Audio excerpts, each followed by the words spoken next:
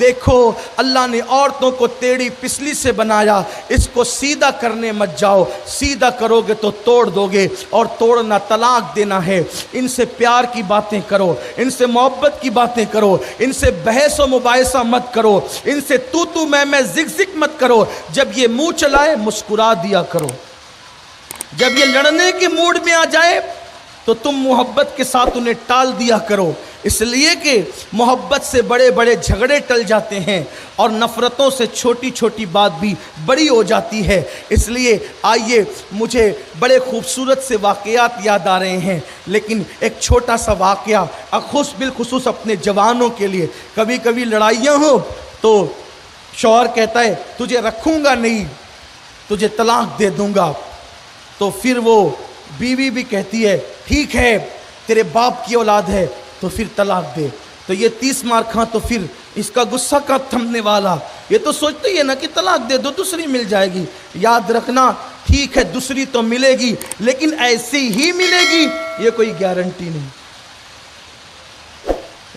دوسری تو ملے گی، لیکن ایسی ہی ملے گی گارنٹی نہیں۔ اس کا خاص خیال رکھنا، بہت توجہ کرنا اس پر، نا قدری مت کر۔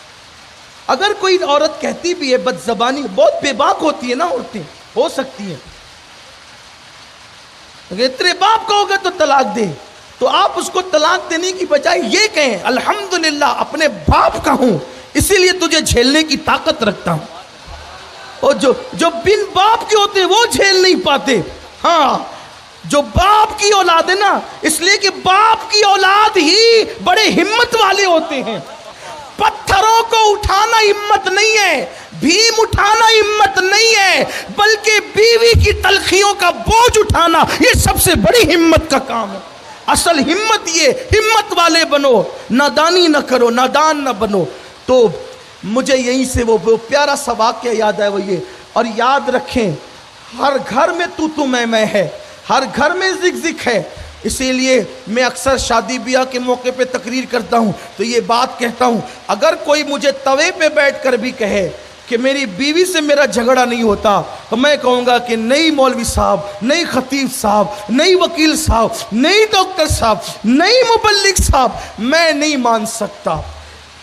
مان سکتا کہ آپ کی بیوی سے آپ کا جھگڑا۔ اچھا اس جھگڑے میں محبت بھی ہے یار، اس جھگڑے میں لذت بھی ہے۔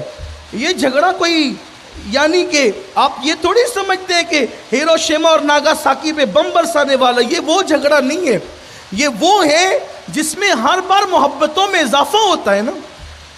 کسی نے کہا ہے کہ روٹنے کا سبب تو تم جانو، ہم تو مصروف ہیں منانے میں، اس کی لذتیں بھی کچھ اور ہے۔ لوگوں کو چاہیے کہ اس کا بھی ذرا لذت لیا کریں، کہ کوئی روٹے تو اس کو منانا بھی تو سنت ہے نا۔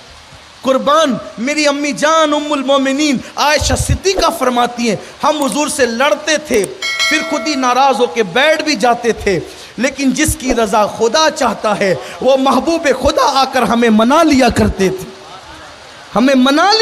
تھے، اور ایسی باتیں حضور ہم سے کرتے کہ ہم غصے میں بھی ہنس دیتے تھے۔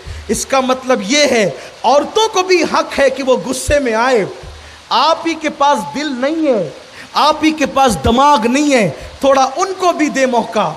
اور یاد رکھیں جہاں غصے کا اظہار ہوتا ہے، میرا جملہ یاد رکھیں، یہ میرا جملہ نہیں، اپنے بزرگوں کی بات کر رہا ہوں، میرا تو کوئی جملہ ہی نہیں ہوتا، میری تو کوئی تقریر ہی نہیں ہوتی، میری تو کوئی فکر ہی نہیں ہوتی، اپنا کام بالکل کٹ پتلی کی طرح ہے، بزرگوں سے لیتے ہیں آپ کو دیتے ہیں، اپنے کیا اپنی اوقات کیا، نہ کوئی خطیب ہے نہ کوئی ادیب ہے، نہ کوئی اللہ اکبر ہنر جانتے ہیں نہ کوئی سلیقہ جانتے ہیں، لیکن یاد رکھنا جہاں غصے کا اظہار ہوتا ہے وہاں محبت کے جذبات ہوتے ہیں۔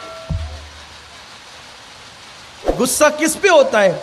جسے اپنا سمجھتے ہیں۔ غصہ کس پہ ہوتا ہے؟ غصہ کس پہ ہوتا ہے؟ جسے اپنا سمجھ، ارے یار لاکھوں لوگ پتہ نہیں کتنے کالے کالے کرتوت کرتے ہیں، بولو اللہ کی طرف سے کوئی ان کو بات ہوتی ہے؟ حضرت یونس بغیر اجازت نکل گئے تو اللہ نے کہا میری مرضی یہ ہے کہ میں تجھے مچھلی کے پیٹ میں ڈالوں، یہی ہے نا، یہی تو ہے، حیرت ہے۔ لوگ پتہ نہیں کیا کیا کرتے قدرت کی طرف سے، کوئی ان کو بات نہیں آتی، کوئی ڈانٹ نہیں پڑتی، لیکن جنہیں محبوب بناتا ہے بغیر اجازت بھی نکلتا ہے تو کہتا ہے اب تجھے مچھلی کے پیٹ میں جانا ہے۔ اس طرح کی بے شمار باتیں۔ تو جو اپنا ہوتا ہے غصے کا اظہار بھی اسی پہ ہوتا ہے۔ معاذ اللہ میں یہ نہیں کہہ رہا ہوں کہ انبیاء پہ اللہ نے عتاب کیا، میرا مسلک مکمل ادب ہے، ہم تو یہ کہتے، لوگ عتاب کرنا کہتے ہیں، ہم اظہار محبت کہتے ہیں، اظہار محبت کہتے ہیں۔ اللہ اکبر۔ تو جہاں غصے کا اظہار ہوتا ہے وہیں محبت کے جذبات ہوتے ہیں۔ ایک دن کیا ہوا، خود صحابیات کہتی ہیں کہ جب تک ہم مکے میں تھے، جب تک ہم مکے میں تھے، شوہر کا بڑا ادب کرتے تھے، شوہر کا بڑا ادب کرتے تھے جب تک مکے میں تھے، کیونکہ مکے کا ماحول ہی ایسا تھا، مکے کا پرانا ماحول ہی ایسا تھا کہ عورتیں بہت دھاپ میں رہتی تھی۔